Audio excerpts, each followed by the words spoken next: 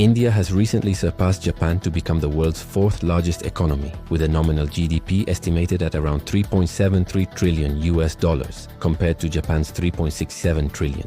This milestone reflects India's rapid economic expansion driven by its youthful population, growing industries, and increasing digital penetration.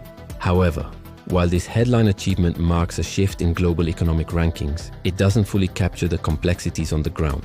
India's GDP per capita, a key measure of average income, remains far behind developed economies. India's per capita income is approximately $2,700, whereas Japan's is nearly $40,000. To put this into perspective, the average Japanese citizen earns nearly 15 times more than the average Indian. This gap highlights that despite India's large overall economy, the benefits of growth are unevenly distributed. Looking beyond India and Japan, comparing India with its regional neighbors provides further insight. China, now the world's second largest economy with a GDP of over $19 trillion, has a GDP per capita of around $12,500, more than 4 times that of India. Pakistan, on the other hand, has a GDP of about $376 billion and a per capita income of roughly $1,500, which is about half of India's. The Global Hunger Index sheds light on ongoing challenges with food security. India ranks 107th out of 121 countries, categorized as serious hunger. In comparison, Pakistan ranks slightly worse at 106, also in the serious category. China fares much better, ranking 27th with a classification of moderate hunger. Japan ranks 22nd, reflecting its strong food security policies. These rankings reveal that hunger and malnutrition remain critical issues in India and Pakistan despite economic growth, while China and Japan have made more substantial progress in this area. Poverty levels further highlight disparities. In India, around 10% of the population, or approximately 140 million people, live below the international poverty line of $2.15 per day. Pakistan's poverty rate is estimated to be higher, with around 24% of the population living under similar conditions. China's poverty rate has declined dramatically over the past decades and is now less than 1%, reflecting successful poverty alleviation programs. Japan's poverty rate is under 15% but is cushioned by extensive welfare systems that provide healthcare, unemployment benefits, and social support. Education is another critical area.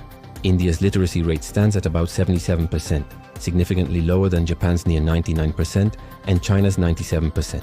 Pakistan's literacy rate is roughly 59%, which is lower than India's, but still highlights the challenges the entire region faces in ensuring universal education. Enrollment rates in secondary and higher education remain comparatively low in India, limiting the country's ability to fully capitalize on its demographic dividend. Healthcare indicators also reflect disparities. India spends about 3.5% of its GDP on healthcare, much lower than Japan's 10.9% and China's 6.6%. This limited investment correlates with India's higher infant mortality rate of 28 deaths per 1,000 live births, compared to Japan's 1.9 and China's 7.4. Pakistan's infant mortality rate is even higher, at approximately 56 deaths per 1,000 live births. Access to quality healthcare and sanitation remains a challenge in India and Pakistan, which hampers overall development despite economic gains. On the economic front, India's growth has been driven largely by services, which account for about 55% of GDP.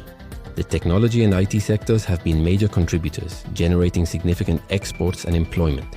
Manufacturing accounts for roughly 18%, while agriculture still employs nearly 40% of the workforce, but contributes only about 15% to GDP. In contrast, Japan's economy is more balanced, with advanced manufacturing and technology sectors contributing heavily alongside a smaller agricultural sector. China presents a different model, with strong government-led investment in infrastructure and manufacturing, which has helped lift hundreds of millions out of poverty and build a robust middle class. India's challenge lies in expanding its manufacturing base and improving infrastructure to create more inclusive growth. This regional context raises important questions. Is surpassing Japan in GDP rankings an adequate measure of progress for India? Or should emphasis be placed on addressing fundamental issues like hunger, poverty, education, healthcare, and inequality?